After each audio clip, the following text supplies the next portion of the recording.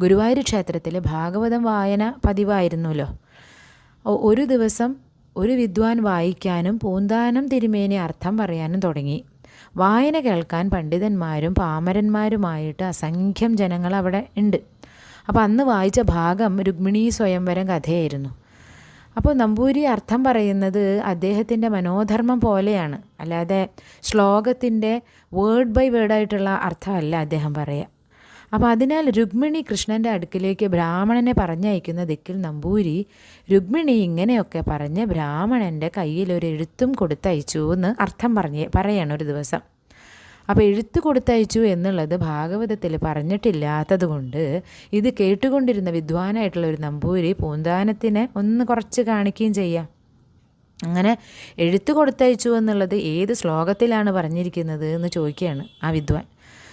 അത് കേട്ടപ്പോൾ പൂന്താനം നമ്പൂരിക്ക് മറുപടി പറയാൻ നിവൃത്തിയില്ലാതെ വിഷമിക്കുകയാണ്. അപ്പോൾ ശ്രീകോവിലിനകത്ത് നിന്ന് എഴുത്ത് കൊടുത്തയച്ചിട്ടില്ല എന്ന് ഏത് ശ്ലോകത്തിലാണ് പറഞ്ഞിരിക്കുന്നത് എന്നൊരു അശരീരി. കൂട്ടത്തിൽ ഒരു കാര്യം കൂടെ പറയാണ്, ആ ബ്രാഹ്മണൻ എൻ്റെ അടുക്കൽ വന്നപ്പോൾ രുക്മിണിയുടെ ഒരു എഴുത്ത് കൂടി കൊണ്ടുവന്നിരുന്നു. അശരീരി പൂർത്തിയായി അവിടെ. ഇത് കേട്ടപ്പോൾ ആ ദുശ്ചോദ്യം ചോദിച്ചിട്ടുള്ള നമ്പൂരി ആകെ അങ്ങോട്ട് ഇല്ലാതെയായി. പൂന്താനത്തിന് ആ സമയത്ത് സന്തോഷമായിട്ടുണ്ടാവും എന്ന് പറയേണ്ട കാര്യമില്ലല്ലോ. സന്തോഷത്തെക്കാൾ അധികം അദ്ദേഹത്തിന് സമാധാനമായി. കാരണം പറഞ്ഞ കാര്യം തെറ്റായി പോയില്ലല്ലോ. അങ്ങനെ ശേഷം അവിടെ ഉള്ളവരൊക്കെ അത്ഭുതപ്പെട്ട് ഇങ്ങനെ നിൽക്കുകയാണ്, സ്തബ്ധരായിട്ട് നിൽക്കുക. കാരണം പൂന്താനത്തിന് വേണ്ടി ഭഗവാൻ ഒരു വക്കീലായിട്ട് വരികയാണ് അവിടെ.